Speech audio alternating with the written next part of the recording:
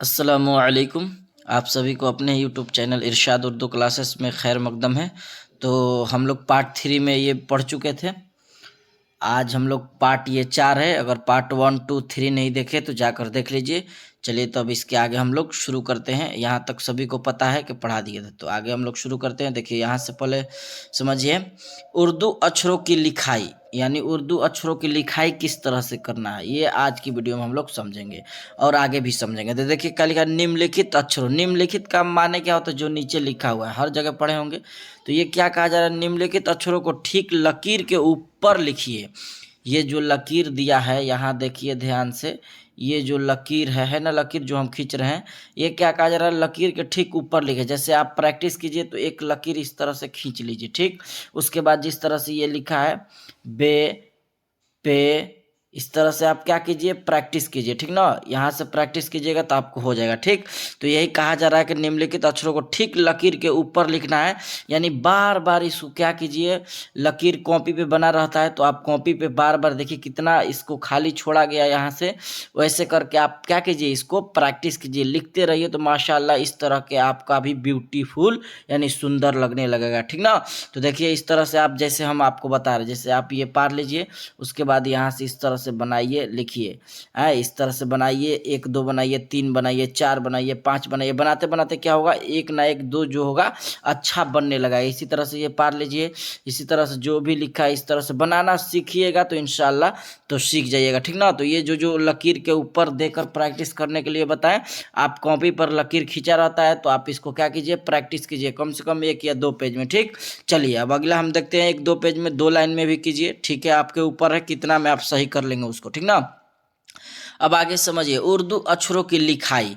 अब इसमें भी क्या कहा जा रहा है कि निम्नलिखित अक्षरों को क्या कीजिए, लकीर के ऊपर और आधा लकीर के नीचे लिखिए।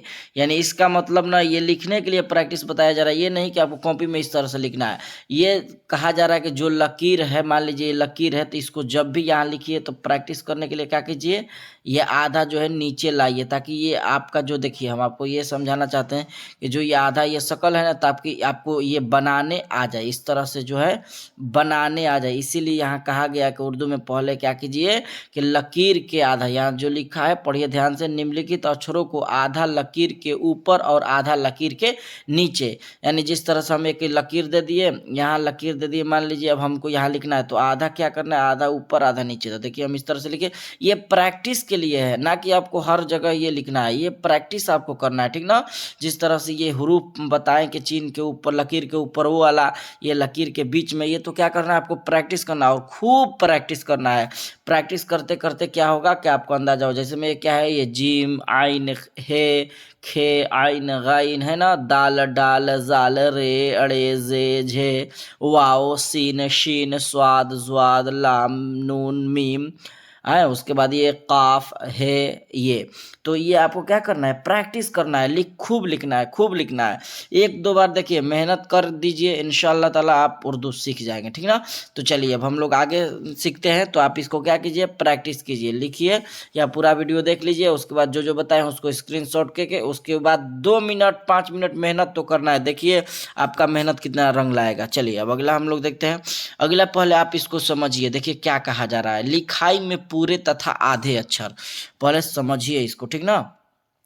लिखाई में पूरे तथा आधे अक्षर, देखिए कहा जा रहा है, ये पहला नंबर क्या कहा जा रहा है, कहा जा रहा है यह बात ध्यान रखिए कि उर्दू अक्षरों के मोटे तौर पर 2 रूप हैं। उर्दू अक्षरों के मोटे तौर पर कितने रूप है, तो 2 रूप है जो यहाँ से बताया गया है। और इसका आभास उस समय होता है जब एक से अधिक अक्षरों को मिलाकर शब्द बनाते हैं। आभास का माना होता है उस का चमक तब आता है जब, यानी 2 शब्द को क्या करते हैं, मिलाकर लिखते हैं, है ना, एक से अधिक को मिलाकर लिखते हैं। तो देखिए अब यहाँ समझे, तो आप देखिए ये मतलब इसका क्या नाम ये है ना, ये जो आपको ऐसे नहीं समझ में आ रहा, तो मैंने कह रहा है ना कि जब कोई भी शब्द को लिखिएगा, जैसे हम लिख रहे हैं जैसे हम लिख रहे हैं कलम, तो कलम की खूबसूरती कब है? जब ये 2 या 1 से ज़्यादा अक्षर मिला है तब, तो इसीलिए बताया जा रहा है, ठीक ना, इसको ये।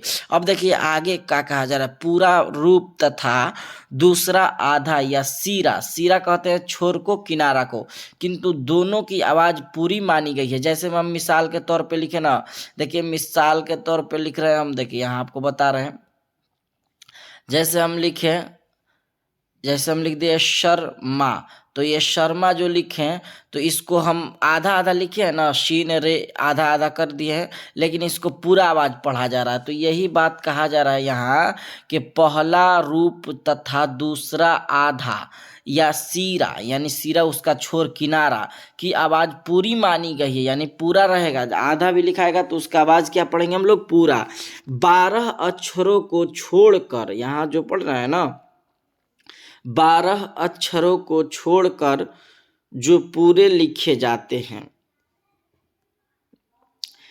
आगे देखिए, शेष सभी अक्षरों के सिरे के भाग लिखे जाते हैं, चाहे शब्द के आरंभ में आए या बीच में, और यह अक्षर मिला कर लिखे जाते हैं। जैसे अगर हम आपको कहें, एक मिसाल के तौर पे आपको हम क्या कहें, ये जो हम एक शब्द लिख रहे हैं, जैसे हम लिखे, मान लीजिए हम लिखे अमित, ठीक ना, अमित लिखे, अमित, तो अमित में देखिए यही कहा जा रहा है यहाँ जो के लिखे जाते हैं, शेष सभी अक्षरों के सिरे भाग लिखे जाते हैं। जैसे में सिरे यानी छोर, ये मीम का जो है, मीम हम लोग इस तरह से पूरा पढ़े हैं, इसका हम आधा लिख रहे हैं, तो इसी को छोर यानी किनारा कहा जाता है।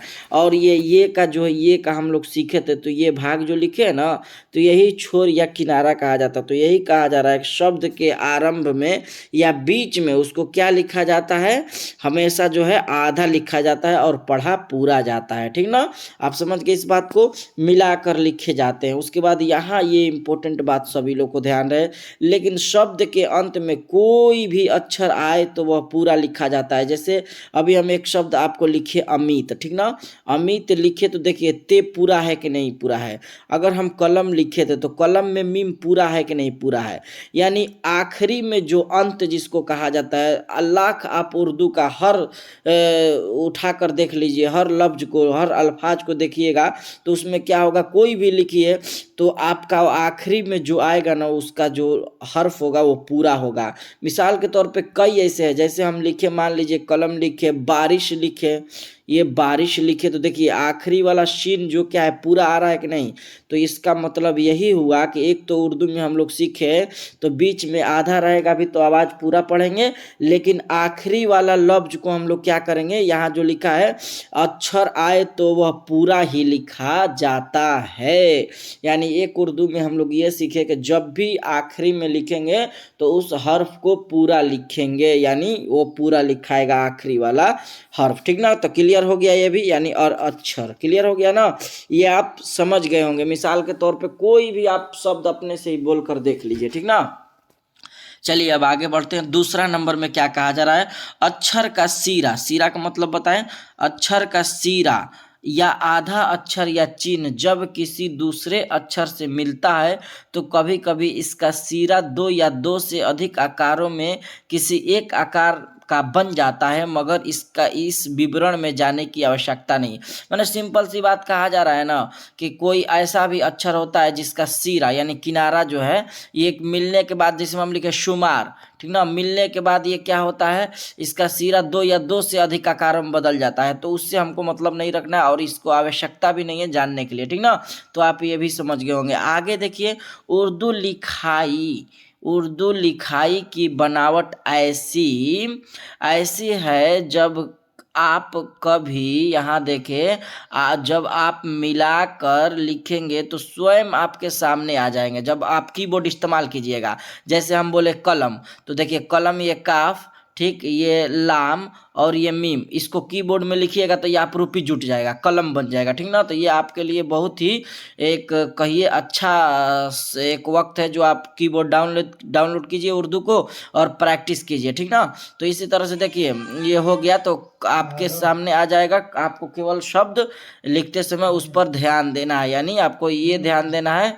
तो आप ये भी भी समझ गए ना कि यहाँ से आपको किस तरह से करना है। जो लिखा है एक बार और फिर से पढ़िए। उर्दू लिखावट की बनावट ऐसी है कि जब आप मिलाकर लिखेंगे तो स्वयं आपके सामने आ जाएगा और आपको केवल शब्द लिखते समय उस पर ध्यान देना है। यानी कौन सा हम शब्द लिख रहे हैं, यानी हर्फ लिख रहे हैं कि जोड़ने पर, जैसे हम आपको कलम बताए ना, तो अब कलम में ये काफ जोड़ दीजिएगा तो ये वाला काफ जोड़ दिए तो ये गलत हो जाएगा ना, तो ये आपको ध्यान देना है, ठीक ना। तो ये आप भी समझ गए होंगे। चलिए अब हम लोग आगे बढ़ते हैं। अब इमला लिखने का तरीका है ना, बहुत लोग इसमें गलती करते हैं।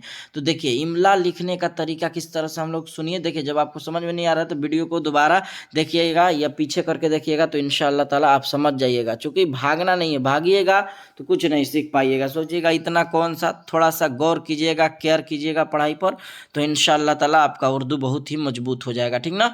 तो देखिए क्या लिखा है, इमला लिखने का तरीका है ना। अब ये देखिए क्या लिखा है, उर्दू शुरूत, यानी शुरूत का माना होता है सुना हुआ। उर्दू शुरूत लिखने में दो प्रश्न हमारे सामने आते हैं। क्या क्या, यानी सुना हुआ लफ्ज को लिखने में हमको दो परेशानी आती है। क्या क्या, किसी शब्द के लिखने में कौन सा अक्षर पूरा और कौन सा अक्षर आधा लिखा जाए, जैसे कि पहले पृष्ठ में बताया गया। बताएं पहले पृष्ठ में।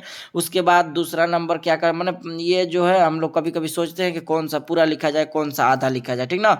आगे देखिए क्या कहा जा रहा है, दूसरा में कहा जा रहा है कौन सा अक्षर अलग तथा कौन सा अक्षर मिलाकर लिखा जाए। इसका संकेत पिछले पृष्ठ में दिया जा चुका है। इसके लिए एक फॉर्मूला बनाया गया है। वह इस प्रकार है कि अक्षरों को 3 समूहों में बांट दिया है। देखिए कौन सा समूह में बांटा गया है। तो सबसे पहले देखिए प्रथम जो है ना, लिखा है प्रथम समूह, उसके बाद द्वितीय समूह, उसके बाद तृतीय समूह। तो प्रथम समूह में पहले हम लोग पढ़ेंगे। प्रथम समूह में क्या है कि प्रथम समूह में लिखा है कि इस समूह के अंतर्गत वे अक्षर आते हैं जो शब्द में पूरे पूरे लिखे जाते हैं, क्योंकि इनके 2 रूप नहीं है। वे अक्षर ये हैं, यानी देखिए कभी भी आप देखिएगा तो इनके 2 रूप नहीं मिलेंगे, ये एक ही रूप वाले हैं। कभी भी देखिएगा तो ये अपना रूप को क्या करेंगे, बदलेंगे नहीं। ये अपना हमेशा, जहाँ आप जिसमें हम लिख लेंगे यहाँ तूर लिखेंगे तो वापस तू वाव रे, तो देखिए ये अपना रूप बदला तो नहीं बदला, मिला भी फिर भी नहीं मिला, ये रे बदला तो नहीं बदला। तो ये कहना ये है कि ये जो अलिफ रे अड़े जे जे तो जो, ये जो है ना, ये सभी हर्फ जो है क्या होंगे, इनका रूप दोबारा बदलेगा नहीं। कब, देखिए अब आप आगे समझिए। ये अक्षर जब किसी शब्द के आरंभ यानी शुरू में आते हैं तो ये पूरे तथा अलग लिखे जाते हैं। जैसे में हम एक लफ्ज लिखें आपको समझाने के लिए, उर्दू, तो उर्दू लिखें तो देखिए ये शुरू में आरंभ इसी को कहा जाता है। तो अलग लिखे ना, तो अलग अलग करके लिखें। तो यही बताने का मकसद यहाँ ये है कि किसी भी आरंभ में आते हैं तो पूरे तथा अलग, ये अलग है ना, जुड़ा नहीं ना है दाल में, अलग लिखे जाते हैं और इनकी शक्ल में कोई परिवर्तन नहीं होता है। उर्दू के जगह हम लोग अगर लिखेंगे अरमान लिखेंगे अलिफ ये रे अमीम अलीजरमा नून, तो अरमान हो गया। तो अरमान में देखिए पहले बाद में आया तो अलिफ इसमें मिला हुआ, लेकिन पहले आया तो रे में नहीं मिला है। तो समझाने का मतलब आप समझ गए होंगे कि हम कहना क्या चाहते हैं कि जब भी अलिफ या इसमें से कोई भी आएगा पहले आरंभ में आएगा तो उसको क्या करेंगे, अलग लिखे जाते हैं। इनके शक्ल में कोई परिवर्तन नहीं होता है। परंतु अब आगे समझिए, परंतु ये कौन सा है, दाल डाल और जाल, ये 3 देख रहे हैं, दाल डाल जाल। ये अक्षर जब बीच में किसी दूसरे के अक्षर के साथ मिलकर लिखे जाते हैं तो इनके शक्ल में परिवर्तन हो जाते हैं। जैसे अभी हम देखें उर्दू लिखें, आपको समझाने के लिए उर्दू लिखें तो उर्दू में कोई परिवर्तन नहीं हुआ, लेकिन यही हम लिखेंगे आइन, ये लिखेंगे अदद, तो अदद में देखिए ये बीच वाला शक्ल क्या हुआ, चेंज हो गया है, हो गया ना। तो आप ये समझ गए होंगे, यानी जब भी इसका शक्ल अगर बीच में लिखेंगे तो तब्दील कर देंगे। जैसे अदद है ना, तो ये बीच वाला ना बदल गया ना इसका रूप, लेकिन ये आखिरी वाला नहीं बदला, यानी शुरू और आखिरी वाला नहीं बदलेगा और बीच में आएगा तो बदल जाएगा। ये आप भी समझ गए होंगे, ठीक ना। तो यही का नाम है इसका। अब देखिए पढ़िए तो आपको अच्छा से समझ में आएगा। ये अक्षर जब किसी शब्द के आरंभ में आते हैं यानी शुरू में आते हैं, पहले ही बताएं आरंभ में आते हैं, तो ये पूरे तथा अलग लिखे जाते हैं और इनकी शक्ल में कोई परिवर्तन नहीं नहीं होता, परंतु इनमें से दाल डाल जाल अक्षर जब बीच में है ना, बीच में बताएं, बीच में मिसाल भी दी, अदद में किसी दूसरे अक्षर के साथ मिलकर लिखे जाते हैं तो इनकी शक्ल में परिवर्तन आ जाते हैं। जैसे अब जैसे की वीडियो में हम लोग देख लीजिए, कल यहाँ से हम लोग शुरू करेंगे जैसे में, देख लीजिए, आप देखिएगा तो समझ आएगा, समझाएंगे इसको कल। तो आज के लिए इतना ही। पार्ट 5 में हम लोग, यानी सेशन 5 ये 4 है ना, अब पार्ट 5 में हम लोग देखेंगे। तो चलिए आज के लिए इतना ही, फिर हम लोग कल से यहाँ से आपको ये वाला सब समझाएंगे। ऐसे अगर आप देखिएगा तो आपको खुद समझ में आएगा। तो चलिए आज के वीडियो में इतना ही, कल हम लोग यहाँ से फिर इस सेशन को जारी रखेंगे। तो आज के लिए इतना ही, फिर मिलेंगे हम लोग अगली वीडियो में। अस्सलामु अलैकुम।